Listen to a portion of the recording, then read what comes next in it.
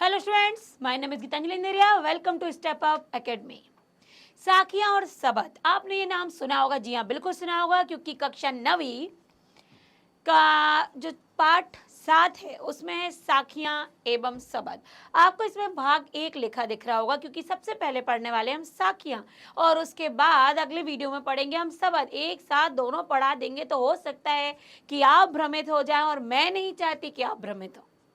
इसीलिए कम कम पढ़ के बहुत बहुत याद करने में क्या बुराई है। तो सबसे पहले हम देखने वाले साखियां, लेकिन ये साखियां और सबद आखिर किसके द्वारा लिखे गए हैं जो कि इतने प्रसिद्ध हैं? तो वो हैं कबीरदास जी। कबीरदास जी जो कि एक साधु के जैसे रहते थे, लेकिन इनको हम पूर्णता नहीं कह सकते कि साधु, लेकिन उनका साधु के स्वरूप में थे। ईश्वर को एक मानना, आत्मा के ध्यान में कि आत्मा पर ही विश्वास करो, अपनी आत्मा को खोजो। इधर मंदिर मस्जिद में जाके खोजने से कोई मतलब नहीं है। कबीरदास जी के अपने संदेश से जो लोगों को उन्होंने दिए हैं, तो सबसे पहले हम परिचय पढ़ते हैं। भक्ति काल के कवियों में प्रमुख स्थान रखने वाले तथा सामाजिक बुराइयों पर कड़ी चोट करने वाले कबीर का जन्म सन 1398 में हुआ था। ऐसा माना जाता है कि उनका जन्म विधवा ब्राह्मणी के गर्भ से हुआ था, जिसने शिशु कबीर का वाराणसी के निकट लहरतरा नामक स्थान पर तालाब के किनारे छोड़ दिया था। तो यहाँ वाराणसी के निकट लहरतरा नामक स्थान पर तालाब के किनारे कबीरदास जी की मां ने उन्हें छोड़ दिया था। उसी रास्ते से गुजरने वाले निसंतान जुलाहा, जो निसंतान थे, जिनके पास संतान नहीं थी, ऐसे जुलाहा दंपत्ति, मतलब जो जुलाहा कौन होते? कपड़ा को बुनने वाले, बनाने वाले। नीरू और नीमा ने उस बालक को देखा और उठा लिया। उन्होंने कबीर का पालन पोषण किया। कबीर ने कोई औपचारिक शिक्षा ग्रहण नहीं की, मतलब जैसे आप लोग पढ़ते हैं ऐसी कोई शिक्षा ग्रहण नहीं की। उन्होंने संतों की संगति में ज्ञान प्राप्त किया। उनके गुरु का नाम था रामानंद, उनकी पत्नी का नाम लोई था तथा उनकी मृत्यु सन 1518 में हो गई थी। कबीर अनपढ़ संत थे, क्योंकि उन्होंने औपचारिक रूप से आपका कक्षा 1, 2, 3 ऐसा कुछ भी क्लास नहीं पढ़ी थी, सीधा उन्होंने ज्ञान प्राप्त किया था। तो अनपढ़ संत थे। वे पदों की रचना करते तथा गाते। इन्हीं पदों को उनके शिष्यों ने संकलित किया और इन्हें साखी, सबद तथा रवेनी नाम से जाना जाता है। इनके पदों को, इनका संग्रह बीजक नाम से प्रसिद्ध है। कुछ लोग कबीर ग्रंथावली को भी इसकी ही रचना मानते हैं। कबीर ने अपने काव्य में ब्रज, अवधी, पंजाबी, राजस्थानी, अरबी, फारसी आदि शब्दों का प्रयोग किया। कुछ विद्वान उनकी भाषा को सदुकड़ी या पंचमेल खिचड़ी भी कहते हैं, क्योंकि ये ब्रज, अवधी, पंजाबी, राजस्थानी, अरबी, फारसी इन भाषाओं का मिक्सचर होता है, इसलिए इन पंचमेली खिचड़ी भी कहा जाता है। उनकी भाषा में अक्खड़पन है, मतलब जो कहना वो सीधा स्पष्ट कह देना।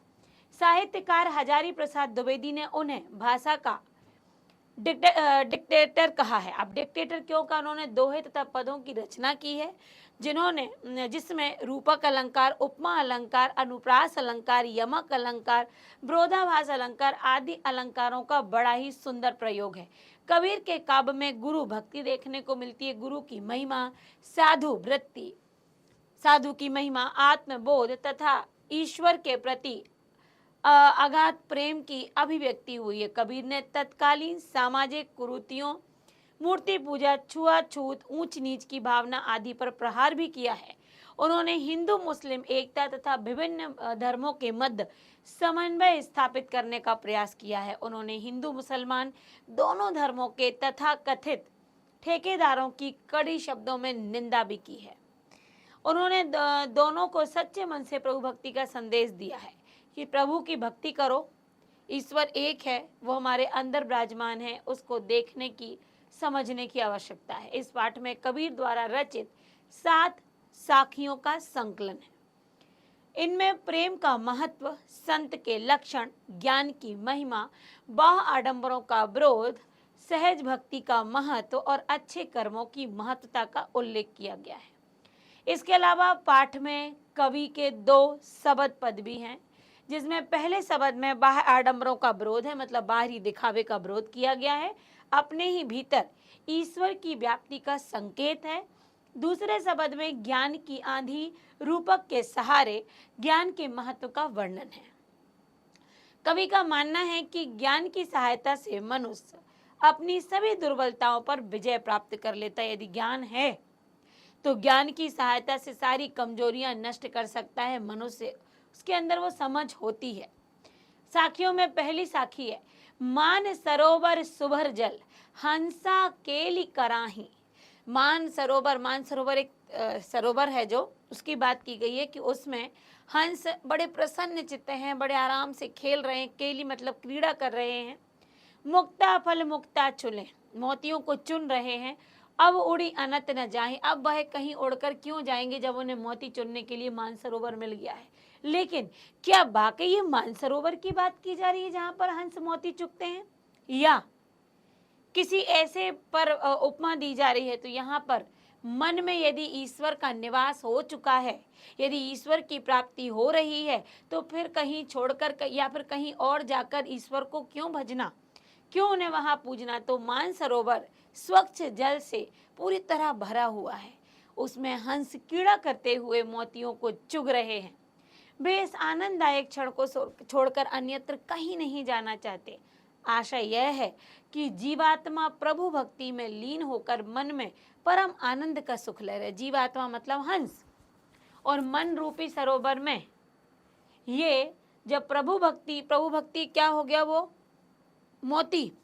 जब ये हंस मोती को, उस प्रभु भक्ति रूपी मोती को जब हृदय रूपी उस मानसरोवर में रहकर चुन रहे हैं, वही उन्हें प्राप्त हो रहा है, स्वच्छंद होकर मुक्ति का आनंद उठा रहे हैं, तो फिर बताइए कि इस सुख को छोड़कर वो अन्यत्र क्यों जाना चाहेंगे?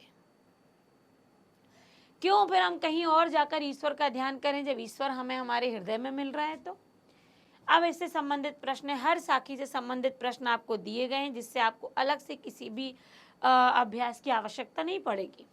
मानसरोवर का प्रतिकार्य बताते हुए इसकी विशेषताएं लिखिए। तो मानसरोवर का प्रतिकार्य है मनुष्य का मन रूपी सरोवर। इस मन रूपी सरोवर में प्रभु भक्ति एवं आनंद का पवित्र जल भरा हुआ है, और इस पावन जल से आकर्षित होकर हंस अर्थात जीवात्मा इसमें रह रहे हैं। तो मान रूपी सरोवर हमारा हृदय, उसमें जो भक्ति है वो है पवित्र जल, और उसमें जो जीवात्मा है वो है हंस। तो जब ये जीवात्मा को पवित्र जल भक्ति मिल रही है उस मान सरोवर रूपी हृदय में, तो वो क्यों अन्यत्र कहीं जाकर ईश्वर प्राप्ति के लिए तरसे या उसकी कोशिश करे? हंस क्या कर रहे हैं? वे अन्यत्र क्यों नहीं जाना चाहते? हंस मोती को चुन रहे हैं, और जब उन्हें मान रूपी सरोवर में, मान सरोवर रूपी जो तालाब, उसमें मोती मिल रहे हैं, तो कहीं और क्यों जाएंगे? सुभर जल तथा हंस का गहन अर्थ बताइए। छुपा हुआ अर्थ क्या है? सुभर जल अर्थात प्रभु भक्ति, आनंद, हंस मतलब जीवात्मा, ये इसके तात्पर्य निकल रहा है साखी का। अब कवि और कविता का नाम, तो कवि का नाम है कबीरदास जी और कविता का नाम है साखी और सबद। अब यहाँ पर लेकिन साखी इसलिए लिखेंगे क्योंकि ये मुख्य साखी से लिए गए हैं। मानसरोवर में क्या भरा हुआ है? मानसरोवर में पवित्र जल भरा हुआ है। हंस अन्यत्र क्यों नहीं जाना चाहते? क्योंकि उन्हें वही मानसरोवर में स्वच्छ जल में प्रसन्नता पूर्वक मोती चुग रहे हैं, इसलिए वो जाना नहीं चाहते। मानसरोवर हंस किसके प्रति है? मानसरोवर हृदय का प्रतीक है और हंस जीवात्मा का प्रतीक है।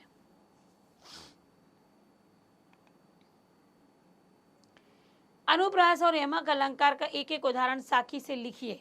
तो यहाँ पर देखिए, अनुप्रास अलंकार का है हंसा केली कराही का की यहाँ पर आवृत्ति का देखिए 2 बार आया है, इसलिए यहाँ पर अनुप्रास अलंकार है। यमक अलंकार जहाँ पर एक शब्द के 2 अर्थ हैं, तो मुक्ता फल मुक्ता चुगे। तो यहाँ पर मुक्ता फल मुक्ता चुगे क्या है? मोती के लिए है। प्रेमी, अगली साखी है, प्रेमी ढूंढत मैं फिरऊं। मैं प्रेमी को ढूंढता फिर रहा हूँ। प्रेमी कौन? भक्तजन जो हैं, ठीक है, मतलब प्रेमी यहाँ भक्तजन के प्रेमी ईश्वर। तो प्रेमी ढूंढत मैं फिरऊं, प्रेमी मिले न कोई। प्रेमी को प्रेमी मिले सब विष अमृत होए। मैं जिस प्रेमी को ढूंढ रहा हूँ, जिस ईश्वर को मैं ढूंढ रहा हूँ, वो मुझे मिल नहीं रहा है, लेकिन जब मुझे प्रेमी को मेरा प्रेमी मिल जाएगा तो ये समझ लीजिए कि विष भी अमृत में परिवर्तित हो जाएगा। कवि कहता है कि मैं ईश्वर प्रेमी अर्थात प्रभु भक्त को ढूंढता फिर रहा हूँ जो ईश्वर का प्रेमी है, पर अहंकार के कारण मुझे कोई प्रभु भक्त मिल नहीं पा रहा है। दो सच्चे प्रभु भक्त मिलते हैं तो मन की सारी विष रूपी बुराइयां समाप्त हो जाती है। मतलब ईश्वर को चाहने वाला जो प्रेमी है, ईश्वर भक्त है, मैं उसको ढूंढ रहा हूँ, सच्चा ईश्वर भक्त नहीं मिल रहा। लेकिन यदि मिल जाए तो एक मैं और एक वो जब मिलेंगे तो हमारे मन के सारे जो दुर्व्यवहार, जो दुर्वासनाएं, जो दुर्विचार हैं, वो सब परिवर्तित हो जाएंगे। अन्य भाव एक और है कि अहंकार, मैं प्रभु को ढूंढ रहा था पर प्रभु की प्राप्ति नहीं हो रही है। ईश्वर की प्राप्ति होते से ही मन से अहंकार मिट जाता है। कभी किसे ढूंढ रहा है, सफल क्यों नहीं हो पा रहा? कभी प्रेमी अर्थात सच्चे ईश्वर भक्त को ढूंढ रहा है, अपने उद्देश्य में सफल इसलिए नहीं हो रहा है क्योंकि सच्चे प्रभु भक्त आसानी से नहीं मिलते, ये बहुत दुर्लभ है। प्रेमी से प्रेमी के मिलने का क्या असर होता है? प्रेमी से प्रेमी के मिलने का ये असर होता है कि मन के सारे विकार, अहंकार दूर हो जाते हैं। मिलते हैं तो सारी बुराइयां अच्छाइयों में बदल जाती हैं। इससे उनका मन प्रभु भक्ति के अद्भुत आनंद में डूब जाता है। साखी के आधार पर कवि की कोई एक चारित्रिक विशेषता लिखिए। तो साखी के आधार पर कवि की चारित्रिक विशेषता यह है कि कवि को ईश्वर भक्त है और दिखावा बिल्कुल भी पसंद नहीं है। मैं का प्रयोग किसके लिए किया गया? मैं का प्रयोग सच्चे ईश्वर भक्त के लिए किया गया है। साखी में प्रेमी किसे कहा गया है? तो ईश्वर भक्त को ही कहा गया है जो ईश्वर से प्रेम करता है। कवि क्यों कहता है प्रेमी मिले ना कोई? क्योंकि कवि को कोई भी ईश्वर का सच्चा भक्त प्राप्त ही नहीं हो पा रहा है, सब लोग दिखावे वाले हैं। विष का अमृत बनने से तात्पर्य यह है कि मन में जो विकार होते हैं वो अच्छाइयों में परिवर्तित हो जाते हैं, इसीलिए जो अंदर विष था वो अमृत में परिवर्तित हो गया। श्लेष अलंकार का उदाहरण साखी से लिखिए। तो श्लेष अलंकार का उदाहरण देखिए जहां पर एक शब्द हो पर कई अर्थ चिपके हों। प्रेमी ढूंढत मैं फिरो में श्लेष अलंकार है। प्रेमी मैं, अब मैं एक स्वयं और एक मैं ईश्वर भक्त।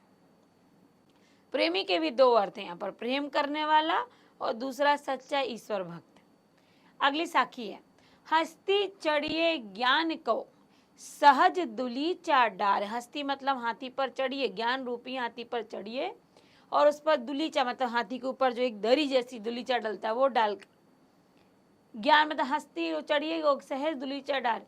स्वान रूप संसार है फूकन दे झगमार। ये स्वान मतलब होता है कुत्ता, जैसे हाथी चलता है और कुत्ते भौंकते ही हमने कहावत देखी, ऐसे ही संसार को बताया है कि कवि कह रहा है कि ज्ञान प्राप्ति में लगे साधकों से संबोधित करते हुए कहता है कि तुम ज्ञान रूपी हाथी पर चढ़ जाओ और उस पर समाधि रूपी आसन को लगा लो, बिछा अपने मार्ग पर निश्चिता पूर्वक चलते रहो। यह संसार कुत्ते के समान है जो हाथी के चलते देखकर बिल्कुल कुछ ना कुछ निरुद्देश भौंकता रहता है। अर्थात साधक को ज्ञान प्राप्ति में लीन देखकर दुनिया कुछ ना कुछ बोलेगी ही बोलेगी, परंतु उसे दुनिया के लोगों की निंदा की परवाह नहीं करनी चाहिए कि आखिर दुनिया वाले क्या कह रहे हैं। आप तो ज्ञान रूपी हाथी पर सवार हो जाओ, समाधि रूपी दुलीचा उस पर डाल दो। लोग तो हाथी चलता है तो कुत्ते तो भौंकते ही, तो ये दुनिया आपके ज्ञान को देखकर कुछ ना कुछ बोलेगी, पर आपको उनसे मतलब नहीं होना चाहिए। कवि ने ज्ञान की प्राप्ति का क्या उपाय बताया है?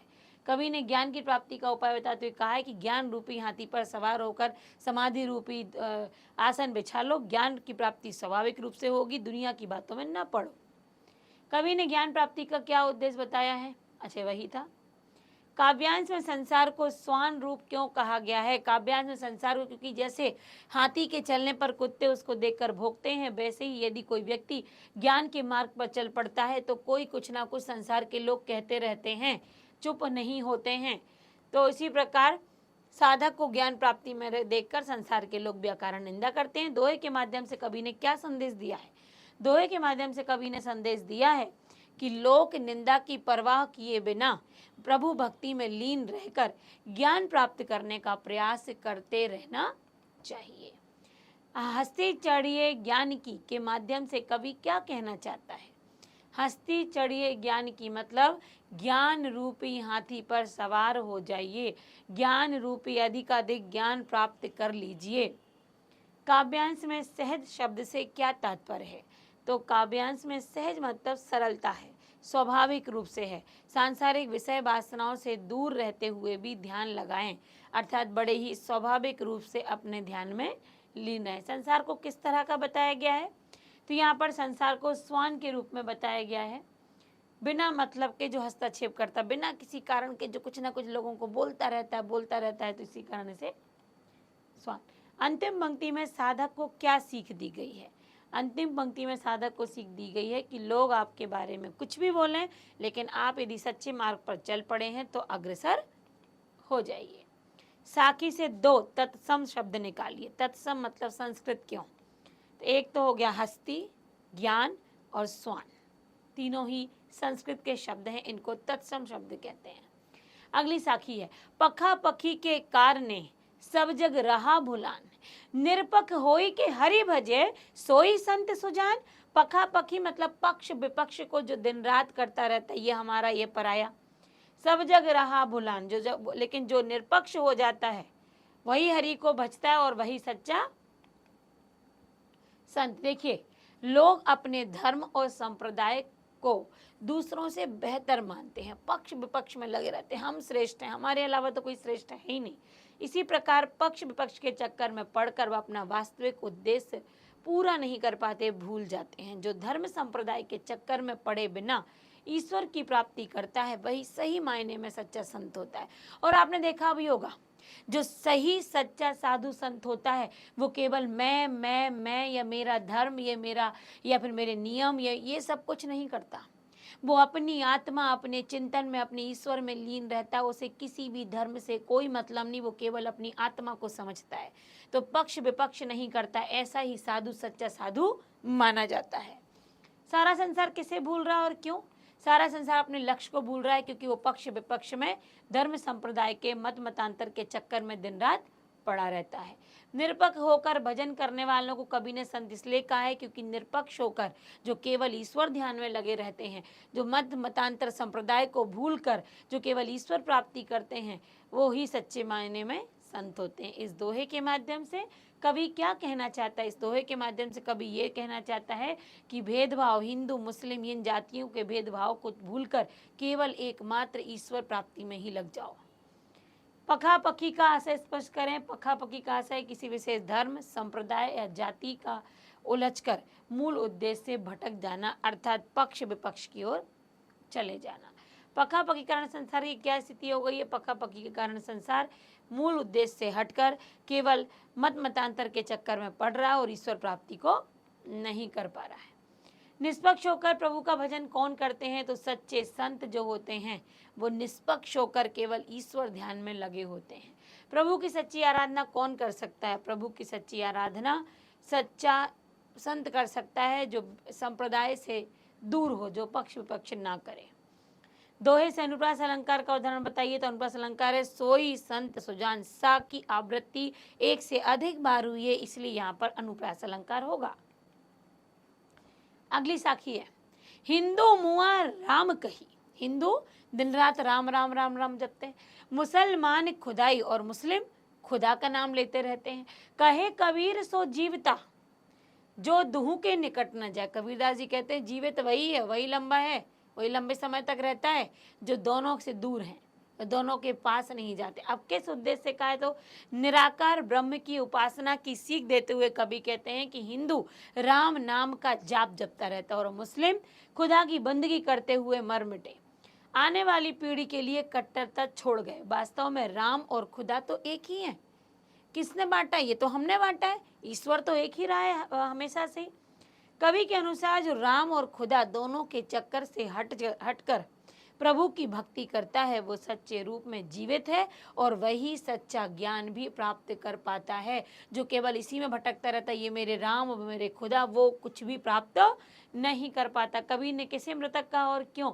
कवि ने हिंदू मुस्लिम को मृतक कहा है, जो केवल दिन रात हिंदू मुस्लिम विवाद में पड़कर सच्चे ईश्वर को भूल जाते हैं।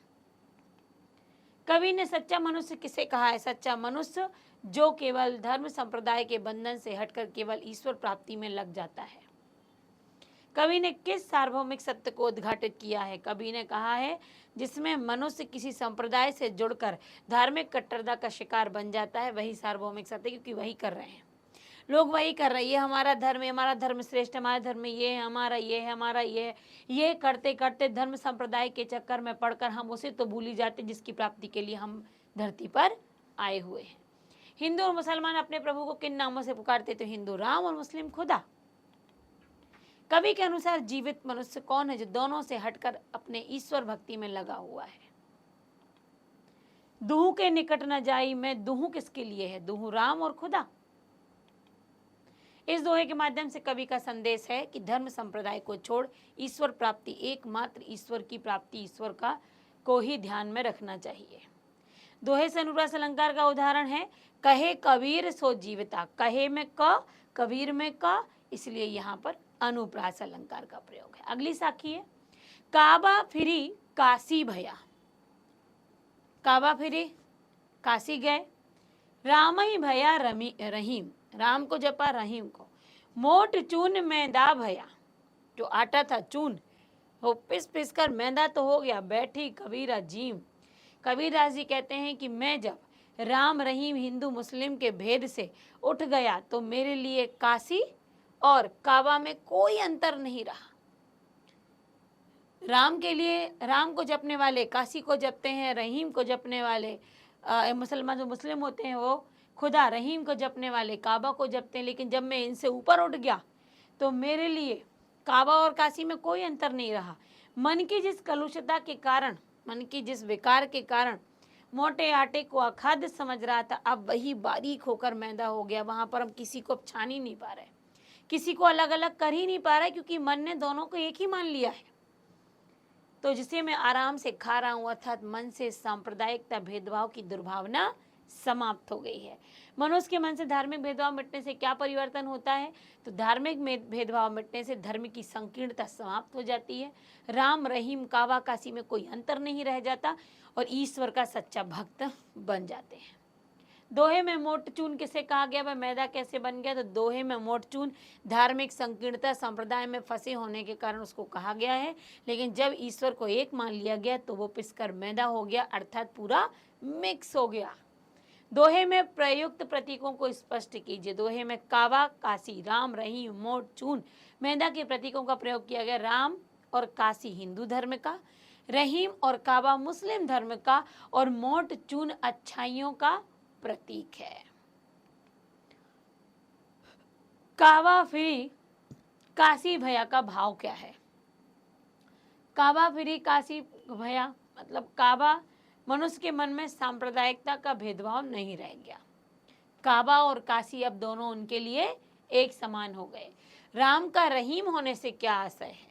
राम रहीम हो गया क्योंकि दोनों में अब कोई भी अंतर नहीं रह गया। धर्म की संकीर्णता मिट गई, ना कोई राम रहा ना कोई रहीम रहा, दोनों का एक ही मतलब हो गया।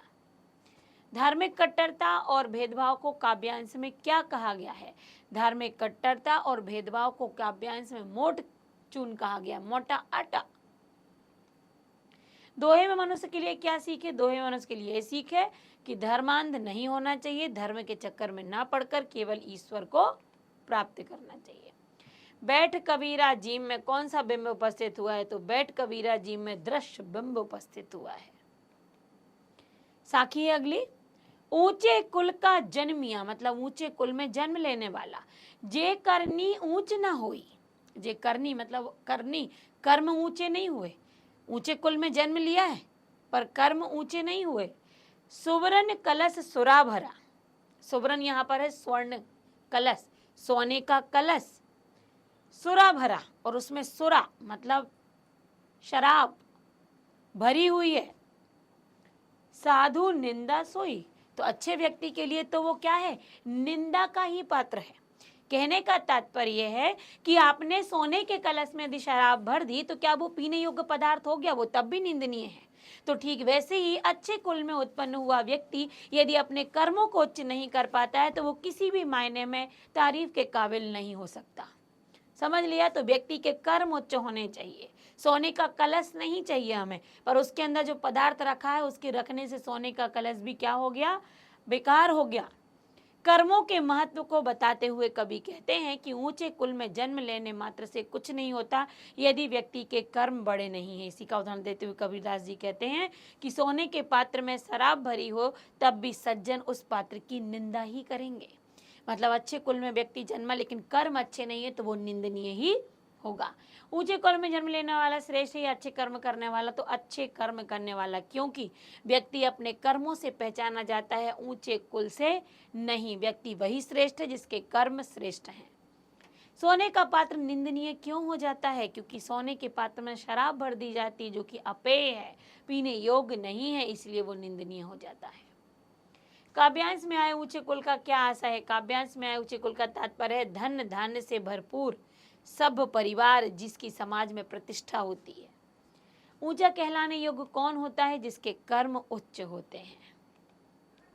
कवि ने सुवर्ण कलश का उदाहरण किस लिए दिया है? सुवर्ण कलश का उदाहरण उन लोगों के लिए दिया है जो उच्च कुल में जन्म लेकर भी अच्छे कर्म नहीं करते हैं। ऊंचे कुल में जन्म लेकर अच्छे कर्म ना करने का क्या परिणाम होता है? तो साधु उनकी निंदा ही करते, क्योंकि वो कुल नहीं, वो कर्म देखते हैं। दोहे के माध्यम से कवि क्या सीख देते हैं कि अपने कर्मों को उच्च रखो, ना कि अपने कुल की महिमा बताओ। काव्यांश की द्वितीय पंक्ति में कौन सा अलंकार है? द्वितीय पंक्ति है मैलुप्रास अलंकार है। द्वितीय पंक्ति आप नीचे देखेंगे तो उसमें एक वर्ण की आवृत्ति अधिक बार होगी और यहाँ पर जो साखी वाला भाग है, भाग 1, ये समाप्त हुआ। अगला वीडियो जब मैं लेकर आऊंगी तो वो होगा साखी और शबद का दूसरा भाग, मतलब शबद बहुत छोटा है क्योंकि 2 ही शबद हैं। तो यहाँ पर आपने साखी को पढ़ लिया, लेकिन साखी के अभ्यास भी साथ साथ आपने किए हैं, तो यहाँ पर अलग से आपको अभ्यास की आवश्यकता नहीं पड़ने वाली। हमने साथ ही बहुत सारे छोटे बड़े सारे प्रश्नों के उत्तर कर लिए हैं, तो बने रहेगा क्योंकि साखी और शबद अभी पूर्ण नहीं हुआ है। अगले वीडियो में पढ़ते हैं शबद। आज के लिए बस इतना ही। Thank you so much.